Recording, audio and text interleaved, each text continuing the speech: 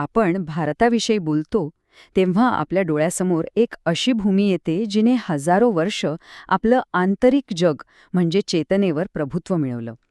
पण 21व्या शतकाचं वास्तव वेगळं आहे. आज राष्ट्र केवळ चेतनेच्या जोरावर चालत नाहीत. त्यांना संरचनेची, स्ट्रक्चरची गरज असते. तर आज आपण भारतासमोरच्या याच सर्वात मोठ्या आव्हानावर बोलणार आहोत. चला, हे जरा नीट समजून घेऊया. हे चित्र बघा. यातच आपल्या आजच्या चर्चेचं सगळं सार आहे. एका बाजूला आहे भारताची हजारो वर्षांची आध्यात्मिक आणि वैचारिक चेतना, आणि दुसऱ्या बाजूला आहे आधुनिक जगाला सामोरं जाण्यासाठी आवश्यक असलेली संस्थात्मक रचना. याच दोन्हीमध्ये संतुलन कसं साधायचं, हेच तर आजचं मोठं आव्हान आहे. आणि यामुळेच एक प्रश्न उभा राहतो, आपल्या देशाची जी प्राचीन संस्थात्मक ताकद होती, ती आधुनिक काळातील आव्हानांना तोंड देण्यासाठी तितक्याच वेगाने विकसित झाली का? खरं तर एक मोठा गैरसमज आहे की प्राचीन भारतात काही संस्थाच नव्हत्या. पण सत्य पूर्णपणे वेगळं आहे. विचार करा, आपल्याकडे मंदिरं होती, जी फक्त देवळं नव्हती तर मोठी सामाजिक आणि आर्थिक केंद्र होती. नालंदासारखी जगप्रसिद्ध विद्यापीठं होती, जिथे जगभरातून विद्यार्थी येत होते. व्यापाऱ्यांच्या श्रेणी होत्या, म्हणजे ट्रेड गिल्ड्स, आणि गावागावात पंचायत व्यवस्था होती, म्हणजे आपल्याकडे एक प्रभावी आणि विकेंद्रित मॉडेल होतं. आणि इथेच आपण मूळ मुद्द्यावर येतो. समस्या संस्था नव्हत्या याची नव्हतीच. समस्या होती त्यांच्या उत्क्रांतीची, त्यांच्या वेळेनुसार न बदलण्याची. जेव्हा औद्योगिक क्रांतीमुळे जग बदलत होतं, तेव्हा इतर देशांनी त्यांच्या संस्थांना आधुनिक बनवलं. पण आपल्या पारंपरिक रचनांना त्या वेगाने बदलता आलं नाही.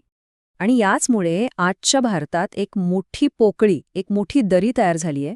ती म्हणजे तटस्थ, संरचित सिव्हिक स्पेसेसची, म्हणजेच नागरी जागांची कमतरता. जरा विचार करून बघा, आज आपण भारतीय म्हणून एकत्र कुठे येतो? मॉलमध्ये, मंदिरांमध्ये, किंवा मग लग्न समारंभात.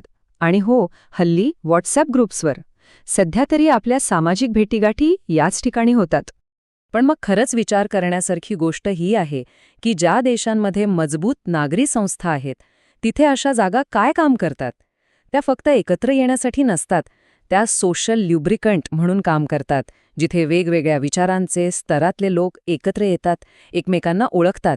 त्या राजकीय प्रशिक्षणाची पहिली पायरी ठरतात आणि माहितीची महत्त्वाची केंद्र बनतात. आता प्रश्न हा आहे की आपले मॉल्स आणि व्हॉट्सॲप ग्रुप्स ही कामं करतात का? तर मग कळीचा प्रश्न हाच आहे की आपल्या सामाजिक गरजा आणि आपल्याकडे सध्या उपलब्ध असलेल्या जागा, ही दोन वेगळी जगं एकमेकांना कुठे भेटतात? आणि ही जी दरी आहे ना, तीच आपल्याला कुठेतरी अस्वस्थ करायला हवी. ठीक आहे, समस्या तर आपण बघितली, पण फक्त समस्यांवर बोलून काय होणार? उत्तर शोधायला हवं. या दरीवर पूल कसा बांधायचा? चला, भारतासाठी काही नवीन संस्थांच्या एका दूरदर्शी आराखड्यावर एक नजर टाकूया. आणि ह्या उत्तराच्या केंद्रस्थानी आहे एक जबरदस्त कल्पना, भारत सिव्हिक कॉमन्स. याला तुम्ही डिजिटल युगातले आधुनिक मंडपम म्हणू शकता. अशा जागा जिथे लोक एकत्र येतील, विचार करतील आणि काहीतरी नवीन घडवतील. ही केवळ हवेतली कल्पना नाही, तर एक ठोस योजना आहे. कल्पना करा अशा केंद्रांची, जिथे सार्वजनिक विषयांवर चर्चा करण्यासाठी मंच आहेत, जिथे तरुणांना काम करण्यासाठी कोवर्किंग स्पेस आणि अनुभवींकडून मार्गदर्शन मिळतंय, जिथे सामान्य माणसाला कायदेशीर सल्ला मिळतोय, आणि जिथे ज्ञानाचं भंडार असलेली डिजिटल लायब्ररी आहे. विचार करा, एकाच छताखाली किती संधी निर्माण होतील. आणि हे बदल किती मोठे असू शकतात याचं हे एक उत्तम उदाहरण आहे.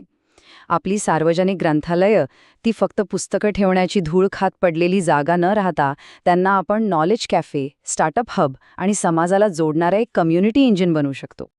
आणि ही कल्पना फक्त इथपर्यंतच मर्यादित नाही. यासारख्याच आणखीही कल्पना आहेत, जसं की नैतिकता आणि सिस्टीम थिंकिंग एकत्र शिकवणारे गुरुकुल 2.0, प्रत्येक वॉर्डमध्ये होणारे संरचित साप्ताहिक संवाद, किंवा मग परदेशात स्थायिक झालेल्या भारतीयांना आपल्या लोकांच्या मार्गदर्शनासाठी जोडणारी केंद्र. तर मग या सगळ्या बदलांनंतर आपलं राष्ट्र कसं दिसेल? चला, आता बघूया की जर आपण ही नवी नागरी रचना उभी केली तर भविष्यातलं भारत कसं असेल, त्याचे परिणाम काय असतील. ही योजना किती मोठी आणि गंभीर आहे हे या एका आकड्यावरून लक्षात येतं. संपूर्ण भारतात अशी तब्बल 10,000 संरचित नागरी केंद्र उभारण्याचा हा एक महत्त्वाकांक्षी प्रकल्प आहे. आणि हो, याचे फायदे एका रात्रीत दिसणार नाहीत. ही एक दीर्घकालीन गुंतवणूक आहे, जिचा परतावा चक्रवाढ व्याजासारखा वाढत जाईल. पहिल्या 5 वर्षात लोकांमध्ये एकमेकांबद्दल विश्वास वाढेल. 10 वर्षात नवनवीन कल्पनांना आणि उद्योगांना गती मिळेल आणि 15 वर्षात आपल्या समाजात एक राजकीय प्रगल्भता खोलवर रुजलेली दिसेल. म्हणजे बघा, या आराखड्यातला प्रत्येक भाग देशाच्या एका मोठ्या ध्येयाशी कसा जोडलेला आहे. सिव्हिक कॉमन्स समाजातली दरी कमी करतील, सुधारित ग्रंथालये आर्थिक विकासाला वेग देतील, म्हणजेच प्रत्येक संस्था एका मोठ्या बदलाचा महत्त्वाचा भाग बनेल. आता आपण या सगळ्या चर्चेच्या शेवटाकडे येतोय. ही जी काही मोठी दृष्टी आहे ती प्रत्यक्षात आणण्यासाठी सर्वात मोठा आणि पहिला बदल आपल्या मानसिकतेत व्हायला हवा. तर खरा मुद्दा काय आहे? तर समाजात बदल केवळ नेते घडवून आणतील याची वाट पाहण्यात अर्थ नाही. खरा आणि टिकणारा बदल तेव्हाच होतो जेव्हा नागरिक स्वतःला संघटित करतात, स्वतःला संरचित करतात. कारण राष्ट्र तेव्हाच उभं राहतं जेव्हा नागरिक त्याचे शिल्पकार बनतात. आणि हे किती खरं आहे. कोणतीही सभ्यता केवळ भूतकाळाच्या आठवणी जपून टिकत नाही. तिला टिकवण्यासाठी, पुढे नेण्यासाठी भविष्याची वास्तुरचना करावी लागते. भविष्य हे जाणीवपूर्वक, विचारपूर्वक रचावं लागतं. म्हणजेच भारताचा प्रवास आता वैयक्तिक मुक्तीवरून म्हणजे मोक्षाकडून एका सामूहिक, संरचित कृतीकडे म्हणजेच एका चळवळीकडे व्हायला हवा. हीच आपल्या काळाची गरज आहे आणि हीच आपल्या भविष्याची रचना असेल.